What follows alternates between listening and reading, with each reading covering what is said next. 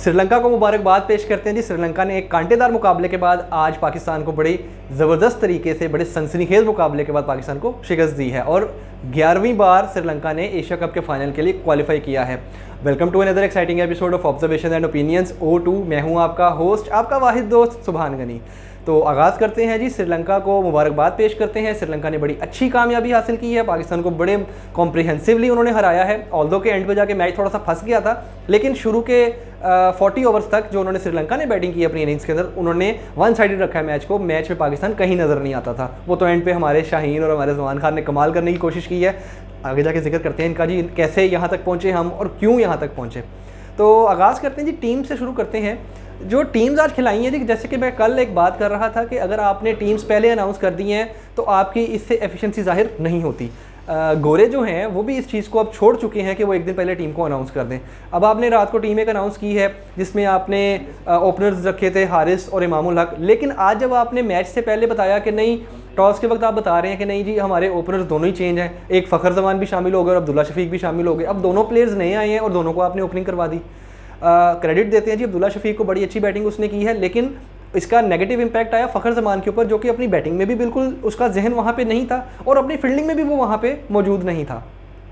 ऐसे नहीं करना चाहिए। जैसे कि मैं कल भी आपसे ये बात कर रहा था, इस तरह की चीज़ें पाकिस्तानी टीम या किसी भी टीम के लिए, कोई भी टीम इस तरह के फैसले करेगी उसके लिए ये बड़े नेगेटिव इंपैक्ट डालेंगे, तो ये चीज़ नहीं होनी चाहिए। दूसरा ये है कि आपने हारिस के साथ ज़्यादती की है। हारिस को आपने ओपनर कहा था कि वो ओपनिंग करेगा, लेकिन अब आपने उसको जब 5वें-6वें नंबर पर बैटिंग दी है तो वो बेचारा भी वहाँ कुछ ना कर सका, उसके साथ भी ये ज़्यादती हुई है।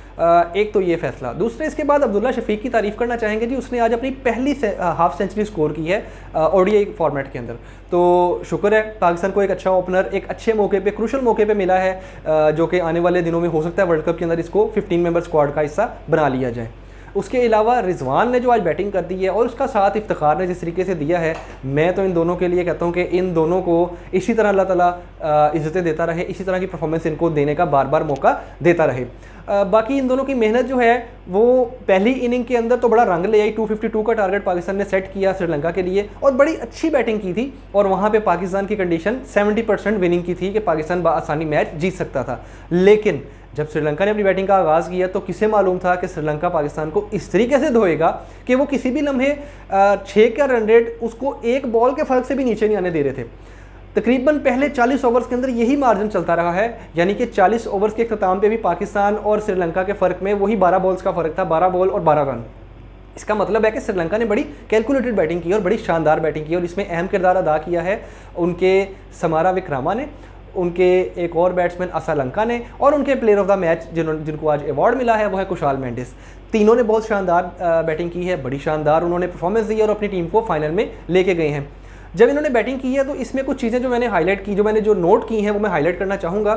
एक तो ये है कि पाकिस्तान की तरफ से जो बॉलिंग के डिसीजन किए गए, जो कप्तान ने फैसले किए हैं वो थोड़े से वीक थे, वो थोड़े से एक्टिव फैसले नहीं थे, बड़े ही घिसे पिटे से फैसले थे। इसलिए उनकी वजह से एक फैक्टर ये भी था कि पाकिस्तान एंड पे जाके अपने ओवर्स को अच्छे तरीके से मैनेज ना कर सका और रन्स को भी ना बचा सका।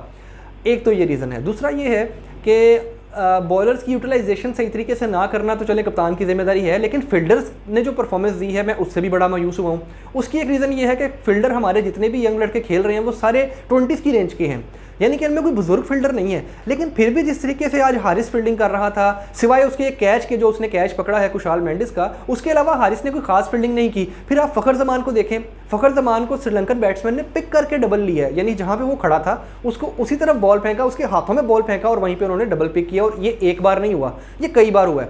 फिर इसी तरह की परफॉर्मेंस जमान खान से भी कुछ मिस फील्डिंग्स हुई, यानी कि हो जाता है इस तरह की चीज़ें। रिजवान ने कैच छोड़ दिया, जमान ने रनआउट मिस कर दिया, हारिस ने रनआउट मिस कर दिया, ये चीज़ें हो जाती हैं। लेकिन मेरा जहाँ तक ख्याल है कि इस तरह की चीज़ें, अब आपका इतना बड़ा एक टूर्नामेंट सर के ऊपर खड़ा है, वर्ल्ड कप के लिए आपने जाना है, आप इन लड़कों को इस तरीके से तैयार करें, आप इन लड़कों को इस तरीके से प्रिपेयर करें कि ये वहाँ जाके इस तरह की गलतियाँ बार बार ना दोहराएं, क्योंकि वहाँ पे भी एक ही चांस होगा। आज आपने एशिया कप से अपने आप को बाहर निकलवाया है, कल को आप वर्ल्ड कप से भी अपने आप को बाहर निकलवा लेंगे अगर इसी तरह की आप हरकतें करते रहेंगे। बाबर आजम के लिए छोटा सा मशवरा ये है कि मुझे पता है कि कैप्टनसी जब आप ग्राउंड में होती हैं उस वक्त फैसले लेना एक बड़ा मुश्किल काम है, घर पर बैठ के बात करना बहुत आसान है, बिल्कुल ठीक चीज़ है ये भी।